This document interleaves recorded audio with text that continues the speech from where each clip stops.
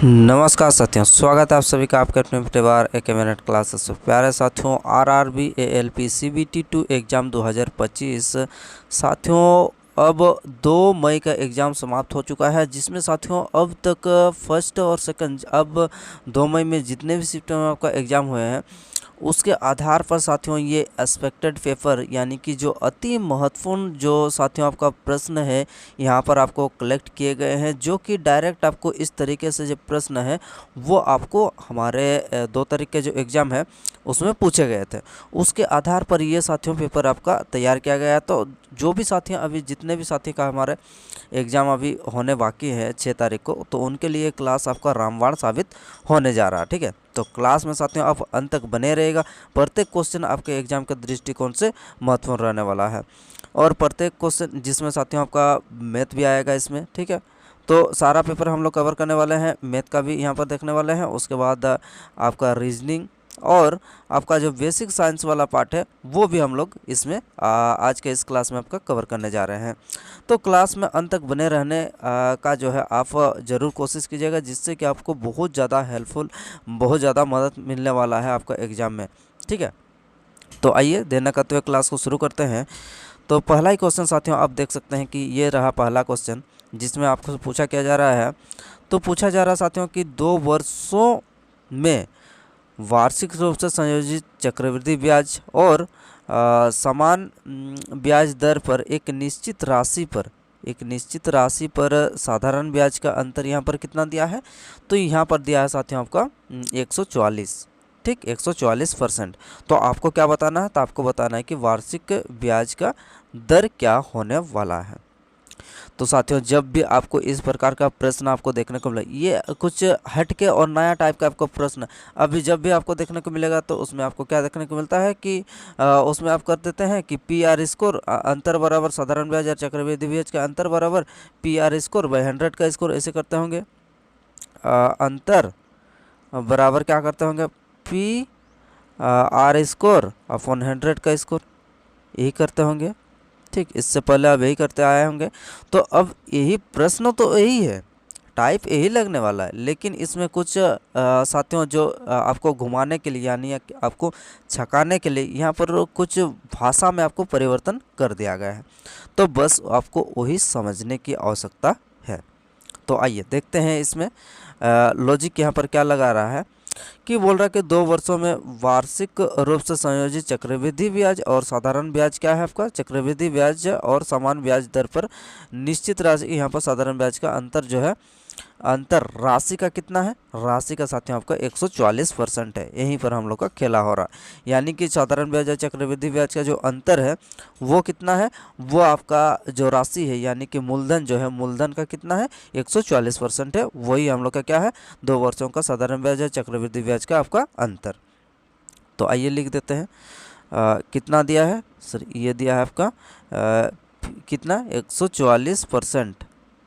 144% किसका, आपका मूलधन का दिया हुआ। ठीक, अब 144% मतलब क्या है, 144/100 कर दिए। तो अंतर बराबर क्या होता है, अंतर बराबर हम लोग का पी आर स्कोर जी, पी आर स्कोर अपन 100 का स्कोर। तो यानी कि पी आर स्कोर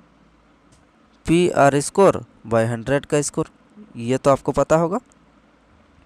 बस सिर्फ यहीं पर आपको जो है यहाँ पर आपको समझने की आवश्यकता है। अब 100 से 100 आपका कट गया, उसके बाद अगला क्या कटेगा सर, 20 से आपका पी कट जाएगा। बिल्कुल, अब देखिए अब ये 100 क्या हो जाएगा आपका तिरछा गुना हो जाएगा। तो क्या हो जाएगा, इधर आर स्कोर बराबर सर इधर आपका 144 के बाद इधर 100 से इंटू हो जाएगा। तो कितना हो जाएगा सर, ये आर बराबर हम लोग का कितना हो जाएगा, ये अंडर रूट हो जाएगा, ये अंडर रूट हो जाएगा। 144 गुना आपका कितना हो जाएगा, इधर 100 हो जाएगा। अब जब ये रूट हटेगा तो क्या हो जाएगा, यहाँ से आपका 12 निकल के आएगा, 12 का 144, और यहाँ से आपका कितना आ जाएगा सर, यहाँ से आ जाएगा आपका 10, यानी कि 12 गुना 10 हो जाएगा। तो अब क्या बोल सकते हैं, अब बोल सकते हैं साथियों यहाँ पर कि कितना हो जाएगा आपका 120, यानी कि कितना आपका उत्तर आना चाहिए, 120% आपका जो है सही जवाब आपका निकल के आना चाहिए। तो साथियों कौन सा ऑप्शन में है, तो ये रहा साथियों आपका ऑप्शन नंबर 3 इस क्वेश्चन का बिल्कुल राइट आंसर आपका निकल के आ रहा है। उम्मीद करते हैं कि आप सभी का भी आंसर जो है वो 120% जो है निकल के आया होगा, ऐसा उम्मीद करते हैं।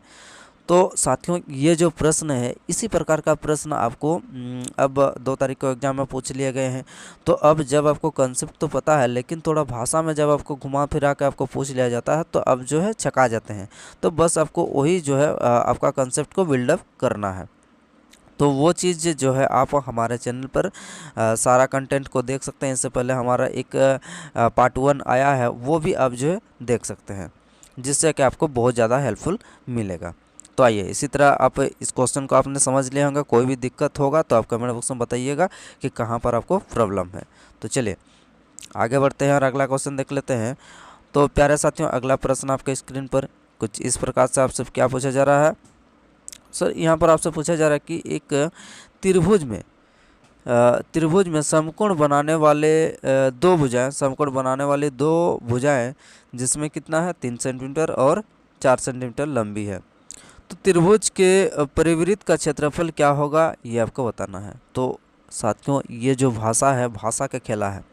जितने भी हम क्वेश्चन आपको बताने वाले हैं वो क्वेश्चन ऐसे नहीं कि 2 8 2 4 5 4 5 10 हो गया, तो ऐसे क्वेश्चन नहीं। आपको जितने भी क्वेश्चन कराए जाएंगे उसमें आपको कुछ ना कुछ आपको ज़रूर सीखने को मिलेंगे। ये हमने जो है काफ़ी प्रयास किया है, जो कि साथियों आपका एग्जाम में भी उस तरीके से आपका प्रश्न आपसे पूछ लिया जा रहा है। तो उसी के आधार पर ये क्लास आपका लिया जा रहा है, या फिर कह सकते हैं। ठीक है, चलिए अब इसको हल कैसे करेंगे। सर एक त्रिभुज में समकोण क्या बोला जा रहा है, एक त्रिभुज में समकोण बनाने वाले दो भुजाएं, समकोण बनाने वाले दो भुजाएं। तो जब भी साथियों आपका त्रिभुज में आपका समकोण बनेगा, तो यानी कि समकोण कब बनेगा, तो समकोण जब आपका ये तो लंबाई आपका 3 होगा, या फिर लंबाई 4 होगा, या फिर लंबाई आधार आपका कितना होगा 3 होगा। तो आप जो है 3 4 इस प्रकार से लिख सकते हैं। तो आपका जो कर्ण होगा वो कितना हो जाएगा, वो आपका 5 होना चाहिए। आपको ट्रिपलेट आपको पता होना चाहिए। ट्रिपलेट में आपका क्या होता है 3 4 5, इसको अगर दुगुना कर देंगे तो कितना हो जाएगा 6 8 10। इस तरीके से जो आपका ट्रिपलेट आपका बनते जाता। तो ये चीज़ आपको पता होना चाहिए। तो जब हम लोग का भुजा दिया हुआ रहेगा 3 और 4, तो जब आपको समकोण पूछा जाएगा तो कितना हो जाएगा, तो आपका जो है कर्ण कितना निकल के आएगा, तो कर्ण निकल के आ जाएगा साथियों आपका 5। बिल्कुल। अब आपसे यहाँ पर क्या बोला जा रहा है कि एक परिवृत्त का मतलब क्या बनेगा, इसके बाहर आपका क्या बनेगा, इसके बाहर आपका एक क्या बन रहा है, बाहर आपका एक इस तरीके से एक सर्किल बन रहा है। ठीक है, तो सर्किल जब बनेगा साथियों तो ये क्या हो जाएगा, ये उसका सर्किल का क्या हो जाएगा, सर्किल का आपका साथियों व्यास हो जाएगा। ये कौन वाला, ये वाला आपका व्यास हो जाएगा। ये वाला क्या हो जाएगा, आपका व्यास हो जाएगा।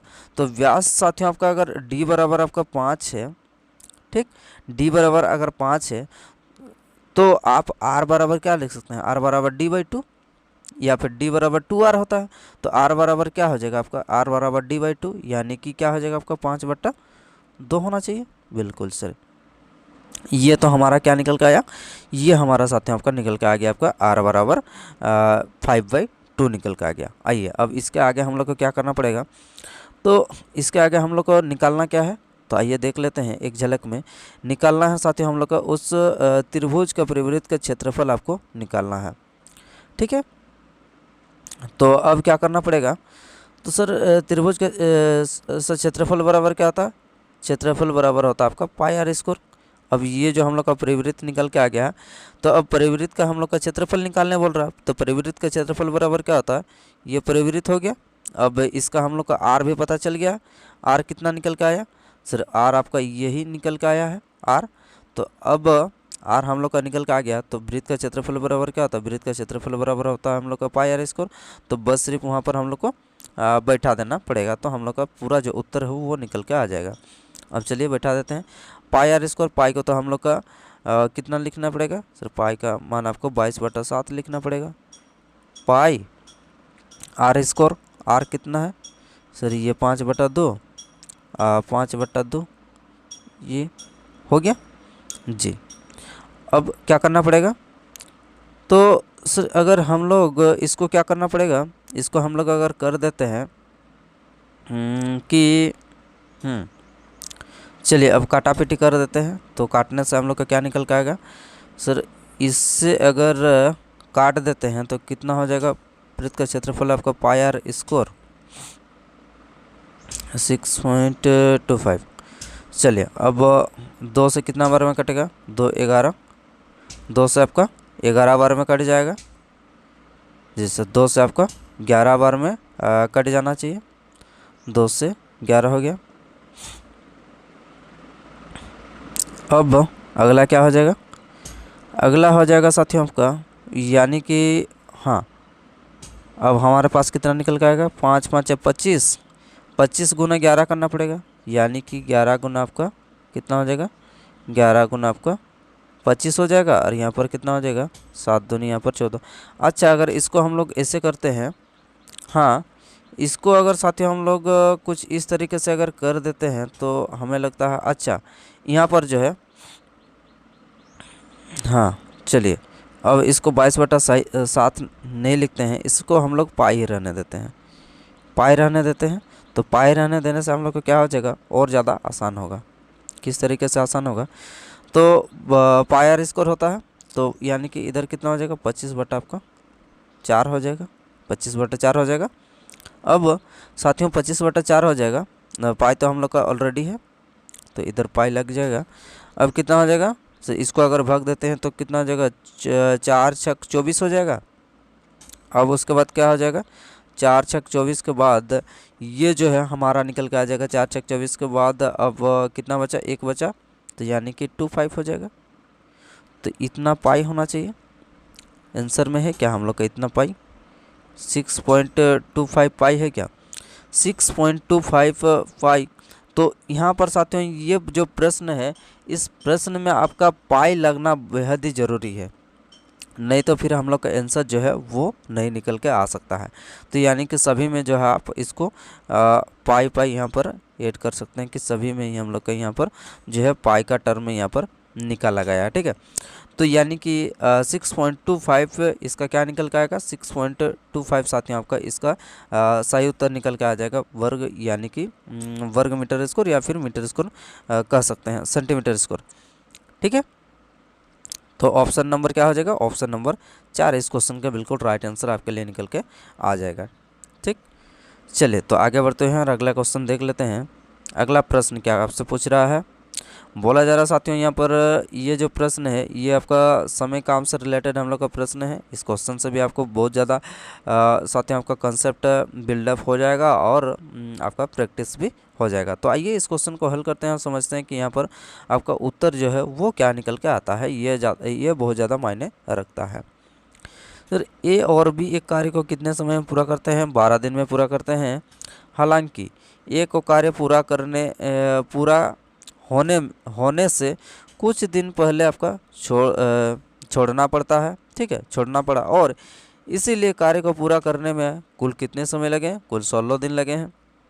तो आपको बताना है कि यदि ये अकेले कार्य को 21 दिन में पूरा कर सकता है, तो आपको बताना है कि तो कार्य ख़त्म होने से पहले कितने दिन पहले ए ने कार्य छोड़ा है। बहुत ज़्यादा यहाँ पर इंटरेस्टिंग क्वेश्चन है, इसमें बहुत ज़्यादा आपको बहुत कुछ आपको सीखने को मिलेगा।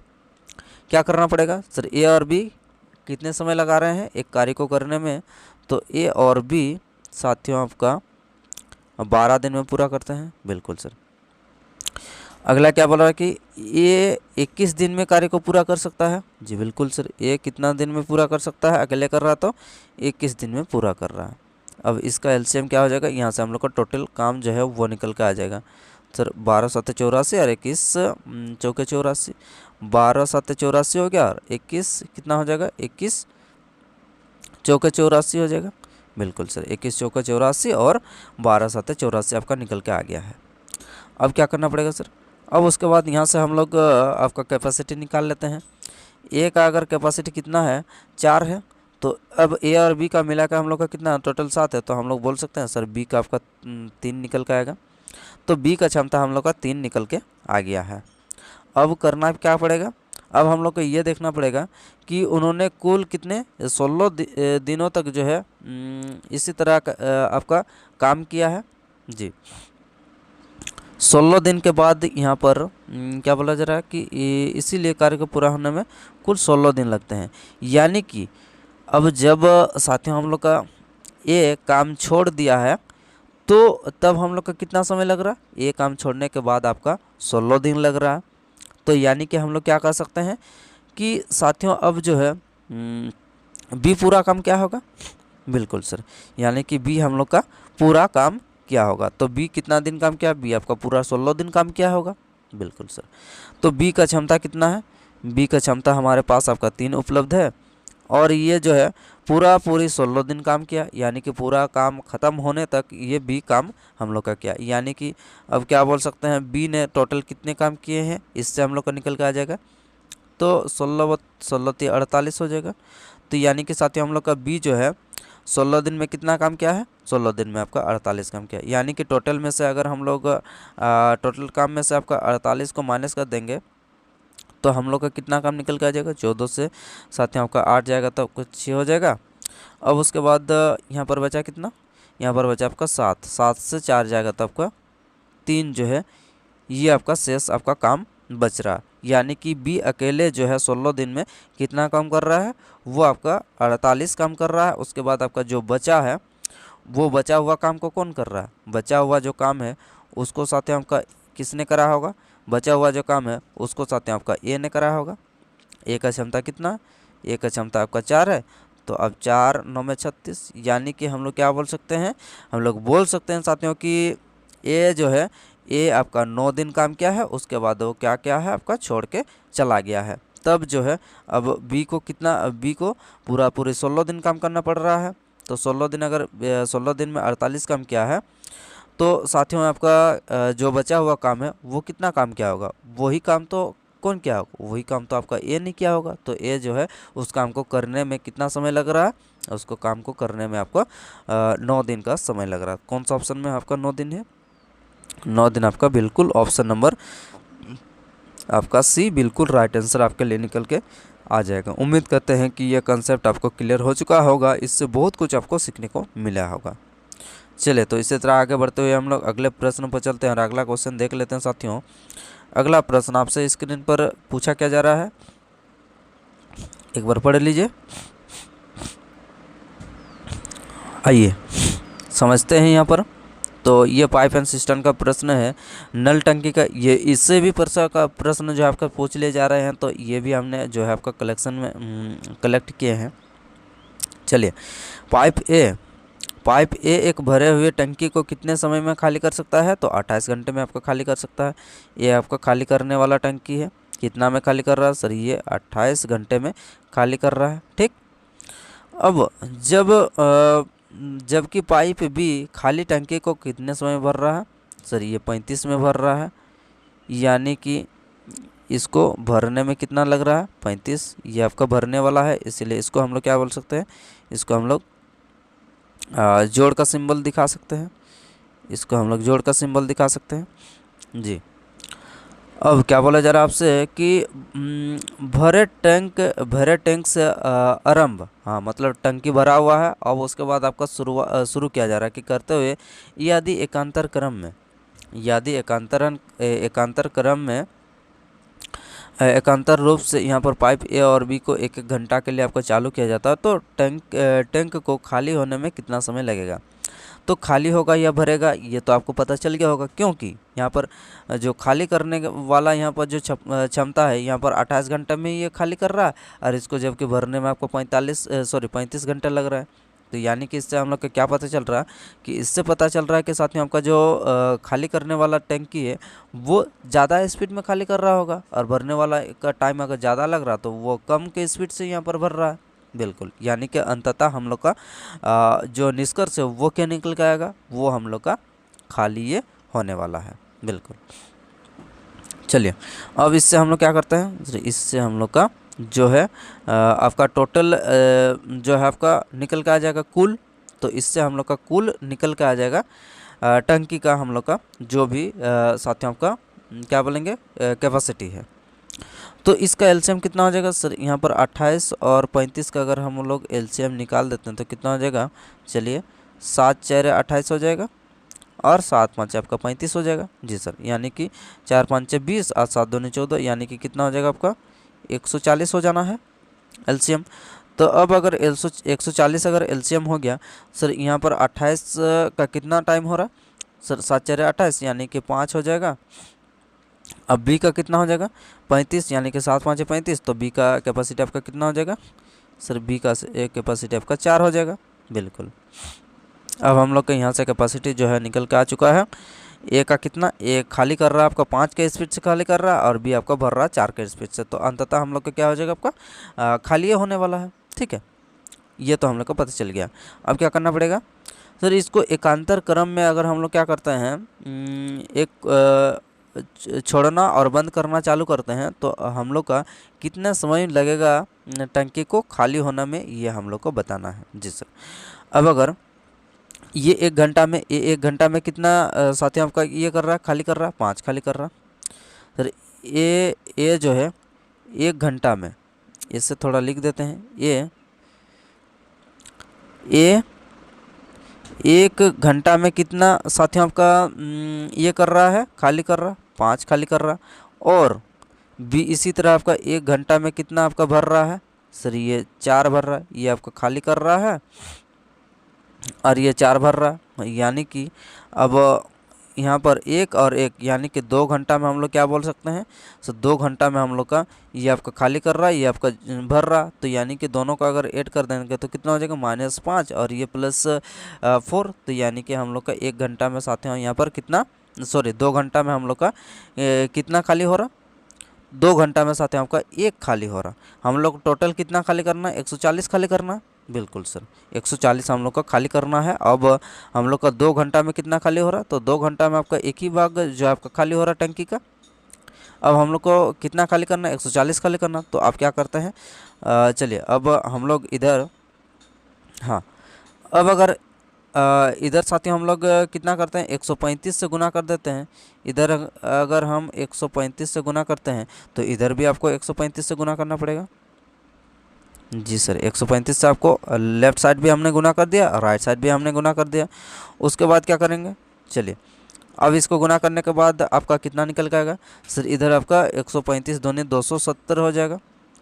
270 हम लोग का घंटा में कितना टंकी हम लोग का खाली हो चुका है, तो ये साथ में आपका 135 खाली हो चुका है। 270 घंटा में हम लोग का 135 टंकी खाली हो चुका है। अब ये पहले ए चला था, ये चलना शुरू किया था, उसके बाद बी चलना शुरू किया था। ठीक है, पहले ए को खोले थे, उसके बाद आपका बी को खोले थे। बिल्कुल, अब यानी कि ए और बी में हम लोग का समाप्त हो चुका है। बी तक में हम लोग का कितना हो चुका है, 135 हो चुका है। अब अगला जो आएगा वो कौन आएगा, वो आएगा साथियों आपका ए आएगा। ए को खाली कर, अब हम लोग का शेष कितना बचा, तो 135 हम लोग का खाली हो चुका है, तो हम लोग का शेष कितना बचा है। तो आप बोलेंगे सर 140 में से अगर हम लोग का 135 अगर ख़त्म हो चुका है तो बचा हम लोग का कितना, शेष आपका 5 भाग बचा है। बिल्कुल सर, शेष हम लोग का 5 भाग बचा है। और ए का कैपेसिटी कितना है सर, ए जो है ये आपका 5 के हिसाब से हम लोग को खाली कर सकता है। तो यानी कि अब जो हम लोग का 1 घंटा में 5 भाग वो खाली कर सकता है, और हम लोग का अब जो है बचा हुआ अगर 5 है, तो यानी कि वो 1 घंटा में 5 भाग नहीं खाली कर सकता है। बिल्कुल सर, यहाँ पर 1 घंटा में 5 भाग खाली कर सकता है। तो अब टोटल उससे पहले हम लोग का कितना समय लगा था सर, यहाँ पर आपका समय लगा था 200 कितना 270 घंटा लगा था, 135 भाग खाली कर दिया। और अब 1 घंटा में आपका अगला जो 5 भाग है वो आपका खाली हो जा रहा। तो यानी कि हम लोग का टोटल अब 140 खाली हो चुका है, और टोटल हम लोग का समय कितना निकल का है सर, इधर आपका 270 और इधर आपका यहाँ पर 1। तो यानी कि 271 घंटा में साथियों हम लोग का क्या हो जाएगा, 271 घंटा में हम लोग का ये जो टंकी है, ये टंकी पूरी तरीके से क्या हो जाएगा, आपका खाली हो जाएगा। कौन सा ऑप्शन में हम साथियों, ये रहा था आपका ऑप्शन नंबर यहाँ पर 2। इस क्वेश्चन का क्या हो जाएगा आपका 2। इस क्वेश्चन का बिल्कुल राइट आंसर आपके लिए निकल के आ जाएगा। उम्मीद करते हैं कि इस क्वेश्चन से भी आपको बहुत कुछ समझ मतलब सीखने को मिला होगा, ऐसा हम आशा करते हैं। ठीक है, तो आपको इस प्रकार का जो प्रश्न आएगा आपको इस तरीके से सोचना है और अपना समझ को भी विकसित करते हुए चलना है। उम्मीद करते हैं कि साथियों अगर सेशन अगर पसंद आ रहा तो आप जो है सेशन को लाइक भी करते रहिए, और साथियों अपने अगर चैनल को अब तक सब्सक्राइब नहीं किए हैं तो चैनल को सब्सक्राइब भी अवश्य करिए। चलिए तो आगे बढ़ते हुए हम लोग अगले प्रश्न पर चलते हैं, और अगला प्रश्न आइए देख लेते हैं कि क्या आपसे बोला जा रहा है। तो साथियों यहाँ पर अगला प्रश्न आपसे बोला जा रहा है कि हाँ एज से रिलेटेड हम लोग का एज प्रॉब्लम, यहाँ पर प्रश्न आपसे क्या बोला जा रहा है कि मेरी वर्तमान आयु का 3/5 भाग मेरे कजिन के 5/6 भाग के समान है। ठीक है, मेरी को m लिख देते हैं, यानी कि इसका कितना बोल रहा, खुद का 3/5 भाग, खुद का कितना 3/5 भाग, यानी कि 3/5 जी। अब अगला क्या बोल रहा है, कजिन का कितना, कजिन का साथ में आपका 5/8 भाग, 5/8 भाग क्या है, बराबर है एक दूसरे के। तो यहाँ पर m बटा कजिन यानी कि खुद का और बटा कजिन का क्या हो जाएगा, आपका तिरछा गुना हो जाएगा, तो कितना हो जाएगा 5 5 आपका 25 हो जाएगा, और ये आपका 8 3 24 हो जाएगा। बिल्कुल सर, ये हम लोग का m और k का मतलब खुद का और कजिन का यहाँ पर रेशियो जो है वो निकल के आ चुका है। अगला लाइन, 10 वर्ष पहले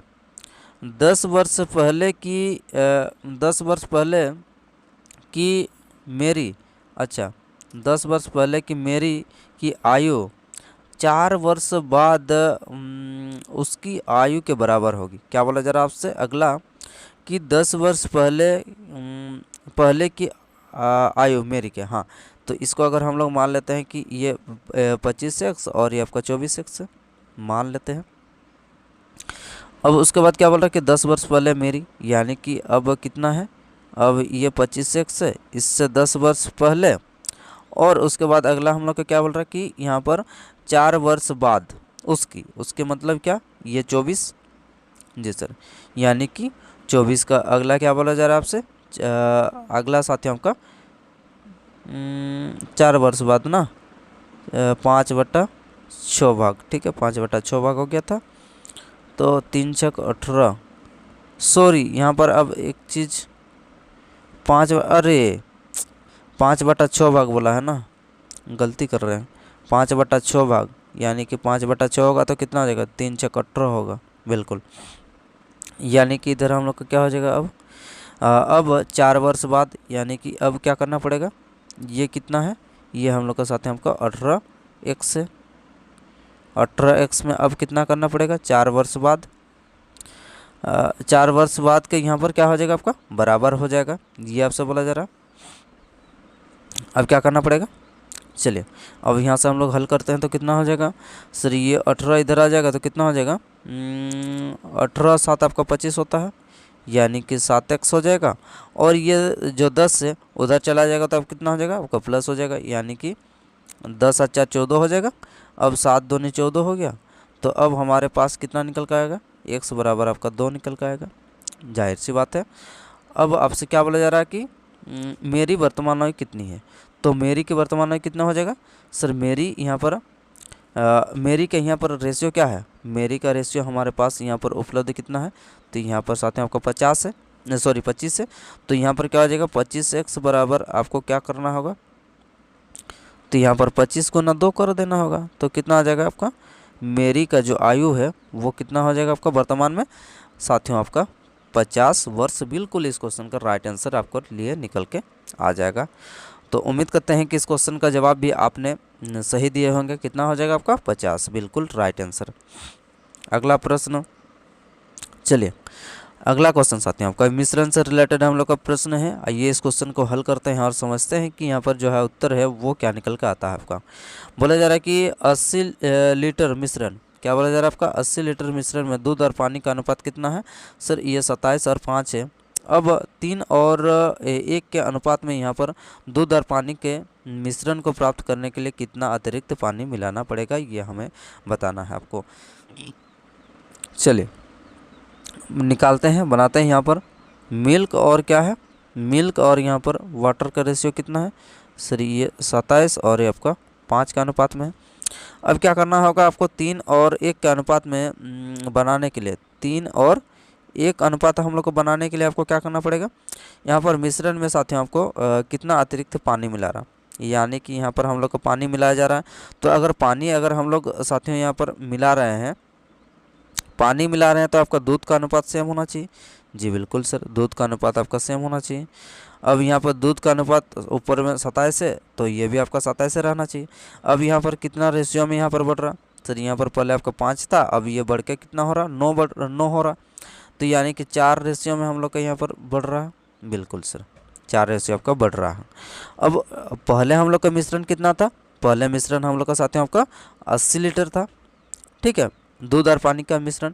तो पहले यहाँ पर कितना हो जाएगा, ये साथियों आपका 27 और 5 32। तो यानी कि अब 32 बराबर हम लोग का कितना है सर, 32 बराबर हमारे पास जो है यहाँ पर टोटल कितने रेशियो हैं, 32 बराबर 32 रेशियो बराबर हमारे पास 80 लीटर है। बिल्कुल सर। अब तो हम लोग क्या कर सकते हैं, इसको 1 रेशियो बराबर क्या हो जाएगा, इसको 1 रेशियो बराबर हो जाएगा आपका 80 बटा आपका 32 हो जाएगा। बिल्कुल सर, 1 बराबर 80 बटा 32, यानी कि 8 4 32, ठीक, कितना हो जाएगा आपका 16, हाँ 16 दूनी 32 और 16 5 80, यानी कि 5 बटा 2 हो जाएगा। आर बराबर 5 बटा 2। अब यहाँ पर अगर हम लोग रखते हैं कि 4R बराबर कितना होगा, तो आर बराबर हम लोग को क्या करना पड़ेगा, 5 बटा 2 आपको रखना पड़ेगा। 2 से 2 बार में कट जाएगा, तो यानी कि अब हमारे पास कितना निकल के आएगा सर, ये 5 दूनी 10 हो जाएगा। तो यानी कि हमने जो है आपको कितना लीटर मिलाना पड़ेगा, तब जो है हमारा रेशियो कितना हो जाएगा आपका 3:1 का अनुपात में हो जाएगा। कब, जब आप 10 लीटर पानी मिलाते हैं, तब हमारा जो अनुपात है वो आपका कितना हो जाएगा, वो हमारा 3:1 के अनुपात में आपका हो जाएगा। तो ऑप्शन नंबर क्या हो जाएगा आपका, ऑप्शन नंबर 1 इस क्वेश्चन का बिल्कुल सही जवाब आपके लिए निकल के आ जाएगा। ऐसा उम्मीद करते हैं। तो प्यारे साथियों, ये जो है हमारा मैथ यहीं पर समाप्त होता है। अब आगे बढ़ते हैं और अगला हम लोग का क्या है, चलिए देख लेते हैं। मैथ तो हमने कंप्लीट कर लिया है। तो आइए साथियों, अब हम लोग बढ़ते हुए हम लोग साथियों आपका क्या है, बेसिक साइंस एंड इंजीनियरिंग पर हम लोग चलते हैं। आइए क्वेश्चन को हल करते हैं और समझते हैं कि यहाँ पर जो है उत्तर क्या निकल के आता है। इसको भी आप जवाब देने का प्रयास कीजिएगा। क्या बोला जा रहा है आपसे कि पहला ही क्वेश्चन आपसे बोला जा रहा है कि कम भार उठाने के लिए अधिक आयास का प्रयोग हमेशा डैश में किया जाता है। तो कम भार को उठाने के लिए आपको कौन सा साथियों आपका आयास का प्रयोग करना पड़ेगा। तो आपको जो है टोटल हम लोग का 3 प्रकार का यहाँ पर जो होता है, ठीक। तो 3 प्रकार का हो जाता है, पहला, दूसरा और तीसरा, ये आपको पता होना चाहिए, ठीक है। तो क्या हो जाएगा, तो साथियों यहाँ पर हम लोग का कम भार को उठाने के लिए आपको कौन सा आयास का प्रयोग करना पड़ेगा। तो साथियों ये तृतीय श्रेणी का आपका आयास का जो है आपको प्रयोग करना पड़ेगा। चलिए आगे बढ़ते हैं और अगला क्वेश्चन देख लेते हैं। अगला प्रश्न आपसे क्या बोला जा रहा है कि एक अति परवलय की उपकेंद्रता किसके बराबर होता है। तो साथियों आपका अति परवलय की केंद्रता अति परवलय की जो उत्केंद्रता किसके बराबर होता है। तो साथियों आपका 1 से अधिक के बराबर, कितने से बराबर होता है आपका, 1 से अधिक के यहाँ पर बराबर होता है। ऑप्शन नंबर क्या हो जाएगा, ऑप्शन नंबर 2 बिल्कुल सही हो जाएगा। अगला क्वेश्चन, निम्नलिखित में से यहाँ पर कौन सा ड्राइंग में कार्यशील दृश्य नहीं है। आपको बताना है कि कौन सा दृश्य में यहाँ पर ये जो 4 ऑप्शन दिया है, इन चारों में से कौन सा ऑप्शन में यहाँ पर आपका ड्राइंग में कार्यशील कार्यशील यहाँ पर आपका दृश्य नहीं है। क्या हो जाएगा आपका, बेलनाकार जो हो जाएगा, ये बिल्कुल सही हो जाएगा, जिसमें साथियों आपका कार्यशील दृश्य नहीं है। अगला प्रश्न आपसे बोला जा रहा है साथियों यहाँ पर कि एक अनंत समतल, एक क्या है, अनंत समतल की ढाल को घटाने पर इसके डैश होती है। अच्छा आगे पीछे थोड़ा हो गया। एक अनंत समतल की ढाल को घटाने पर अच्छा डैश में वृद्धि होती है, ये आपको बताना है, ठीक है। एक अनंत समतल के ढाल को घटाने पर इसके डैश में वृद्धि होती है, किस में वृद्धि होती है, यही हम लोग का प्रश्न होना चाहिए। तो किस में वृद्धि होती है, तो साथियों आपका यांत्रिक लाभ में ये जो है आपका वृद्धि होती है। ऑप्शन नंबर क्या हो जाएगा आपको, ऑप्शन नंबर 2 बिल्कुल राइट आंसर आपका निकल के आ जाएगा। अगला प्रश्न बोला क्या जा रहा है कि एक तरल के विशिष्ट वजन और मानक तरल में यहाँ पर विशिष्ट वजन के अनुपात को किस रूप में जाना जाता है, ये हमारा क्वेश्चन है। तो किस रूप में जाना जाता है, तो साथियों ये हो जाएगा आपका विशिष्ट गुरुत्व के, किस रूप में, तो ये हो जाएगा आपका विशिष्ट गुरुत्व के रूप में यहाँ पर जाना जाता है। अगला प्रश्न निषेचन संकेत डैश आकार में बनते हैं, ये आपसे बोला जा रहा है कि निषेचन जो संकेत है वे कौन से आकार में बनते हैं। तो निषेचन जो संकेत है ये साथियों आपका कौन से आकार में बनते हैं, तो ये साथियों आपका वृत्तकार में बनते हैं। कौन सा हो जाएगा आपका, वृत्तकार में बनते हैं निषेध आकार। अगला प्रश्न आपसे क्या बोला जा रहा है कि जब यह औसत स्थिति पर होता है, जब यह औसत स्थिति पर होता है तो एक सरल पेंडुलम द्वारा प्राप्त ऊर्जा का प्रकार क्या होता है, ये आपको बताना है। तो प्राप्त ऊर्जा का प्रकार क्या होता है साथियों, यही आपसे प्रश्न में पूछा जा रहा है। तो क्या हो जाएगा आपका, इस क्वेश्चन का जवाब आपको बताना है कि क्या हो जाएगा, प्राप्त ऊर्जा का जो ये हो जाएगा आपका, तो वो क्या हो जाएगा, तो इसका राइट आंसर आपको बताना है। क्या हो जाएगा आपका, इसका प्राप्त ऊर्जा का जो है ये है आपका गतिज ऊर्जा। क्या हो जाएगा आपका, गतिज ऊर्जा, बिल्कुल राइट आंसर आपका निकल के आ जाएगा। अगला क्वेश्चन आपसे बोला जा रहा है कि साथियों यहाँ पर शून्य स्तर से ऊपर मापे गए दाब को क्या कहते हैं, ये आपसे बोला जा रहा है कि शून्य स्तर से ऊपर के दाब को मापने को आपको क्या कहा जाता है, तो इसको कहा जाता है साथियों आपका निरपेक्ष दाब। क्या कहा जाता है, तो निरपेक्ष दाब इस क्वेश्चन का बिल्कुल सही जवाब आपका निकल के आ रहा होगा। आइए आगे बढ़ते हैं और अगला क्वेश्चन देख लेते हैं। तो प्यारे साथियों इसी तरह से हमारा जो है क्वेश्चन समाप्त हो चुका है, यानी कि मैथ और आपका बेसिक साइंस एंड इंजीनियरिंग का जो भी प्रश्न था वो हमारा पार्ट जो है दोनों भाग समाप्त हो चुका है। अब चलते हैं हम लोग रीजनिंग पर। तो आइए रीजनिंग का प्रश्न जो है आपसे क्या बोला जा रहा है इसको आपको समझना है और इसका उत्तर आपको बताना है। चलिए पहला प्रश्न आपसे क्या बोला जा रहा है सर, यहाँ पर एक परीक्षा में एक छात्र ने प्रत्येक सही उत्तर के लिए यहाँ पर 4 अंक प्राप्त किए और प्रत्येक गलत के लिए यहाँ पर आपका 1 अंक काट लिए जाते हैं।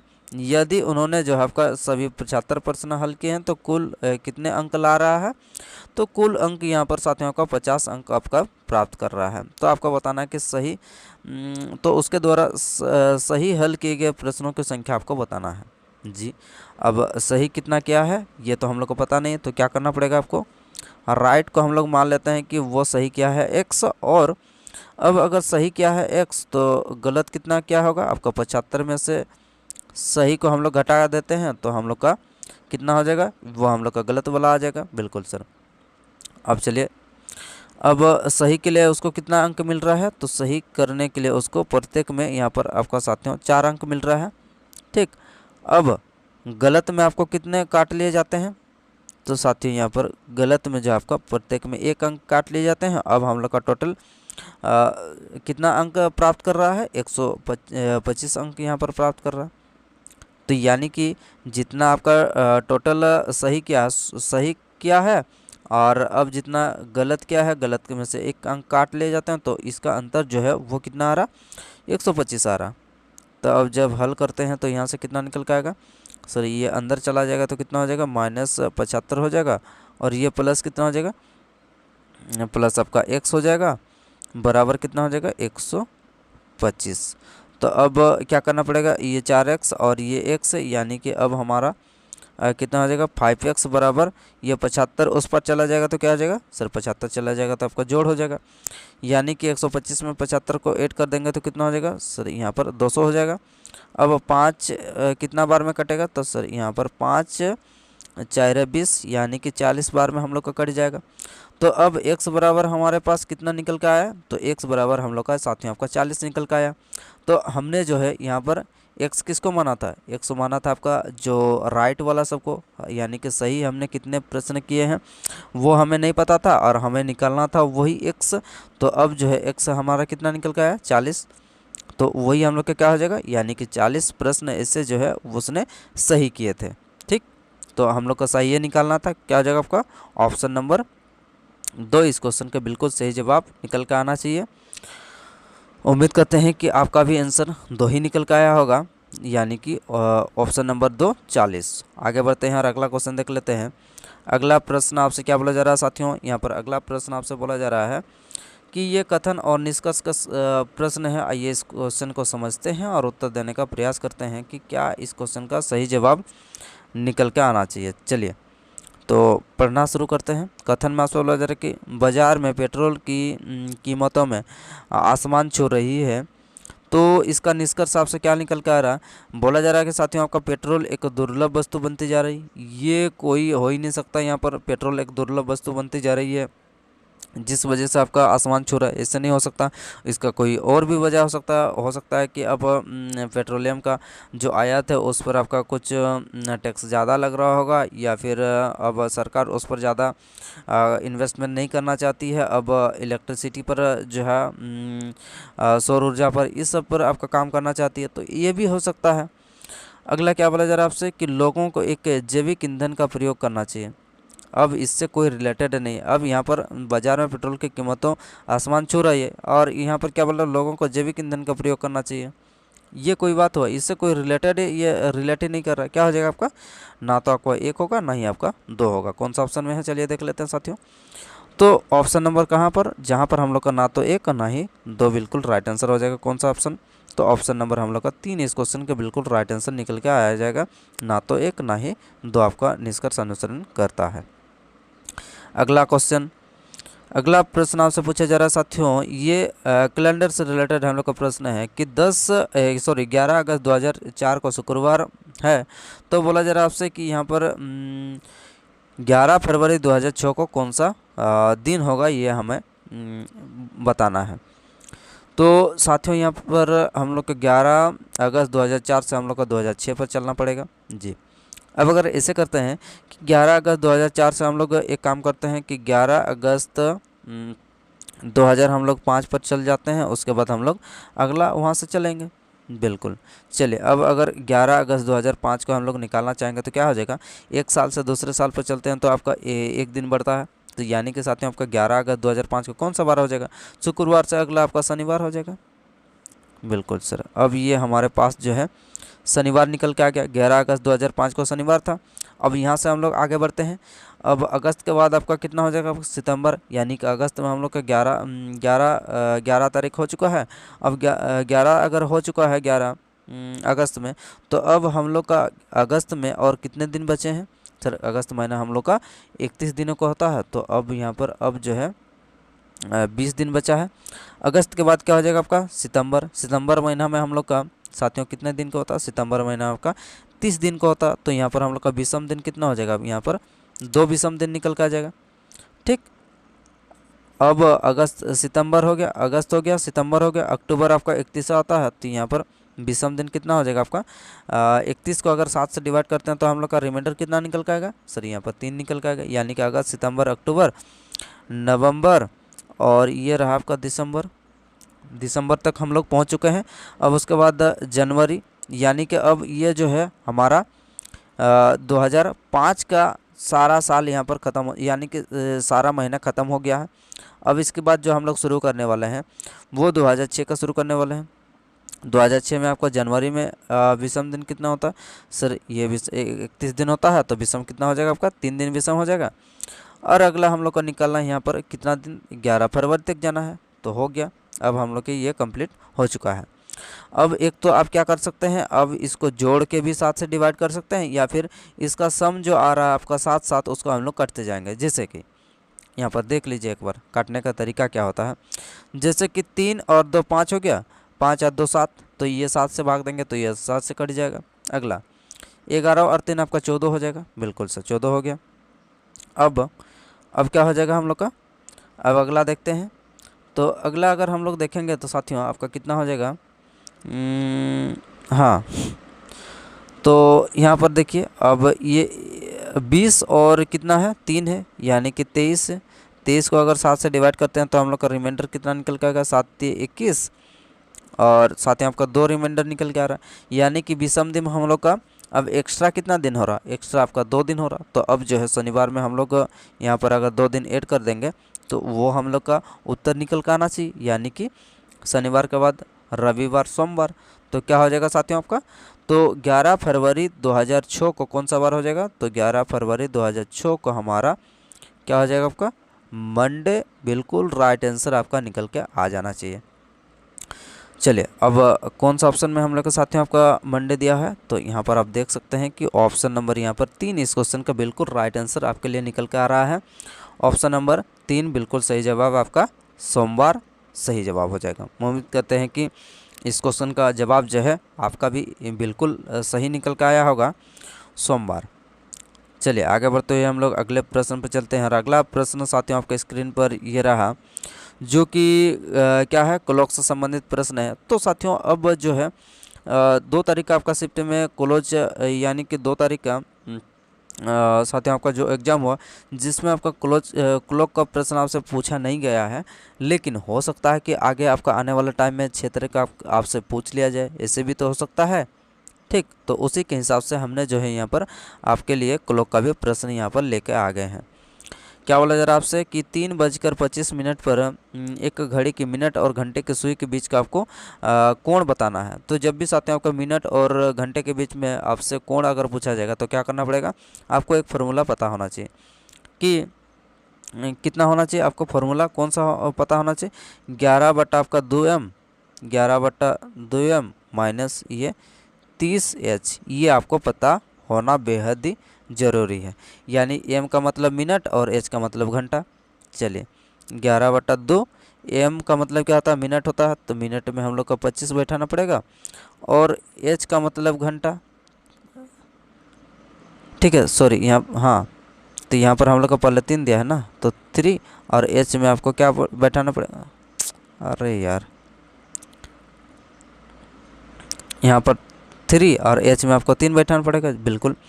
अब जब इसको हल करते हैं तो क्या हो जाएगा सर, इसको आपको गुना करना पड़ेगा, तो गुना करेंगे तो कितना हो जाएगा सर, 5 2 7, ये हो जाएगा 275। अब ये क्या हो जाएगा, ये आपका तिरछा गुना हो जाएगा, तो कितना हो जाएगा, 30 3 90 हो गया, 90 दूनी कितना हो जाएगा, 9 दूनी 18, 180 बटा क्या हो जाएगा आपका नीचे 2 हो जाएगा। ये निकल के आ गया। अब हमारे पास से ये निकल के आ गया। अब इसको अगर हल करते हैं तो कितना हो जाएगा सर, 275 से आपको 180 माइनस करेंगे तो कितना हो जाएगा, ये 5 निकल के आया। अब 17 से 8 जाएगा तो कितना हो जाएगा सर, 17 से 8 जाएगा तो 9 8 17। अब ये एक हट जाए, अब उसके बाद कितना हो जाएगा, ये हमारे पास निकल के आ चुका है, यानी कि 95/2। तो जब इसको डिवाइड करते हैं तो कितना हो जाएगा सर, 40 कितना हो जाएगा, 47.5 हो जाएगा।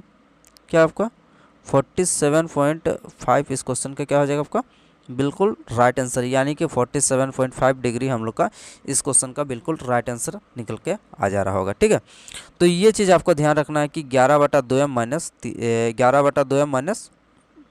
30 वाला जो फार्मूला है, बस इसमें आपको पुट कर देना है, मान बैठा देना है। चलिए आगे बढ़ते हुए हम लोग अगले प्रश्न पर चलते हैं। अगला प्रश्न साथियों देख लेते हैं कि आपसे क्या बोला जा रहा है।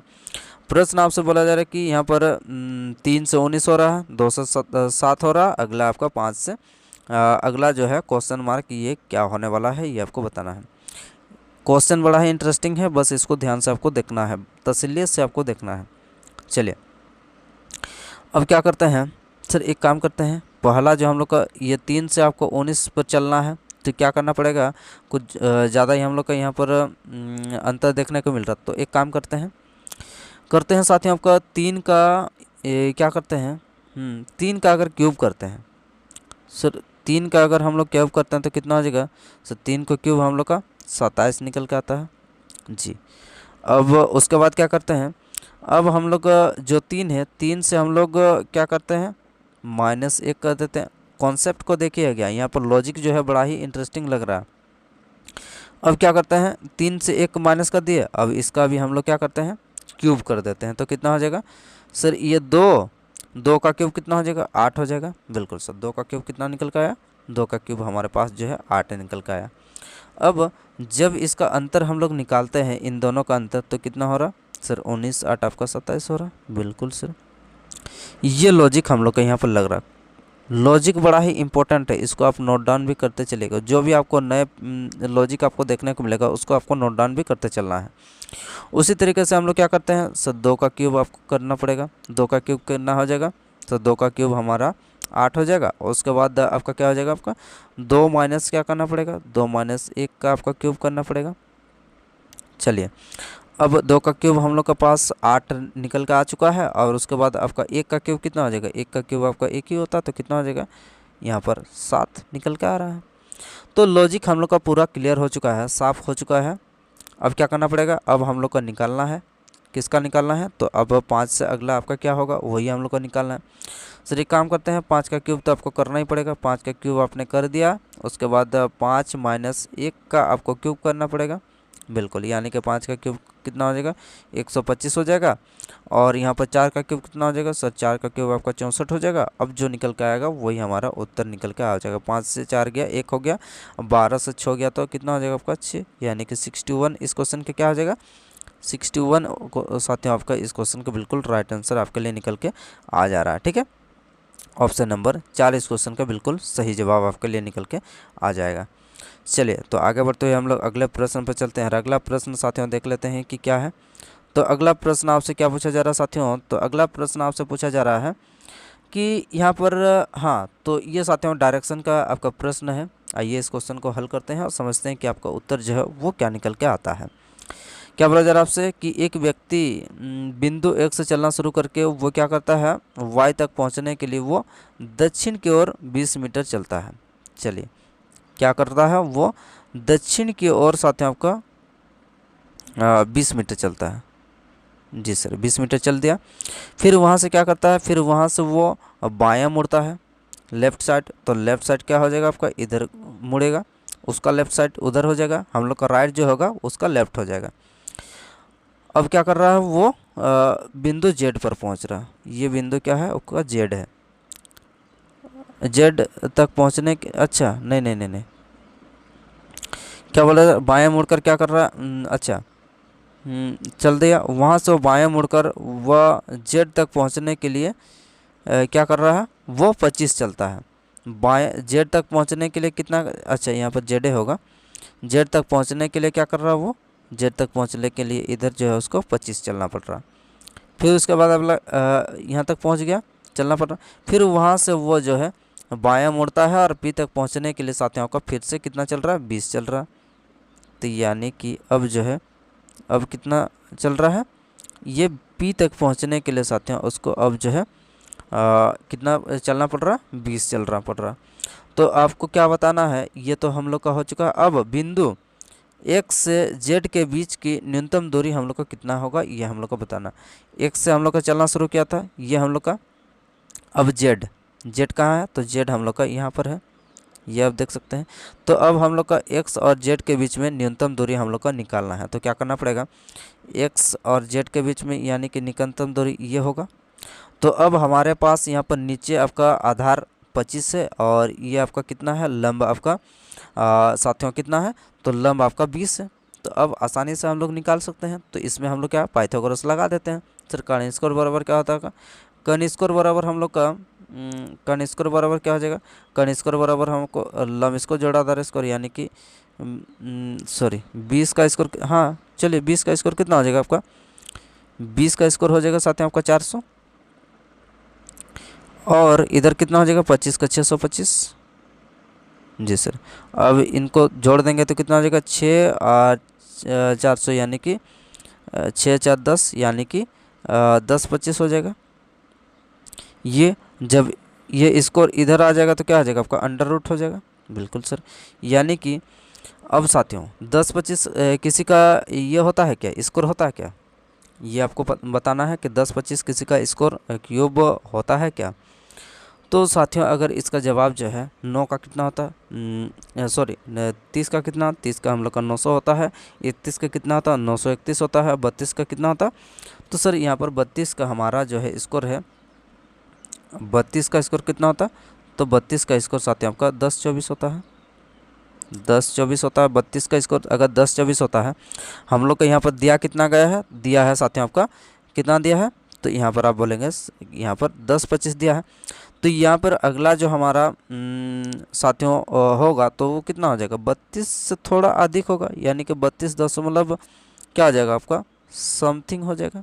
ठीक, तो अगला जो हमारा यहाँ पर लगभग में उत्तर होना चाहिए, तो 32 के आसपास वाला होना चाहिए या फिर 32 से होना चाहिए। अब उसके बाद अगला क्या बोल रहा है, उसकी स्थिति भी यहाँ पर आपको बताना है कि संदर्भ में x आपको बताना है कि हाँ, तो ये तो हो गया।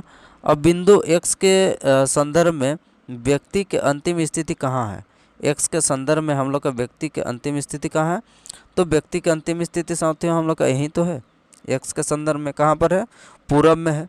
तो आइए, अब पूरब में है और कितना, लगभग वही 32 के आसपास दूरी है, दूरी ये वाला, ठीक है, दूरी ये वाला पूछा है। और अब अंतिम से यहाँ पर पहले से अंतिम का यहाँ पर जो है कंडीशन आपका पूछा गया है, तो यानी कि दूरी कितना हो जाएगा, ये दूरी हम लोग का हो जाएगा इसके बीच में, एक्स और जेड के बीच में 32 के आसपास।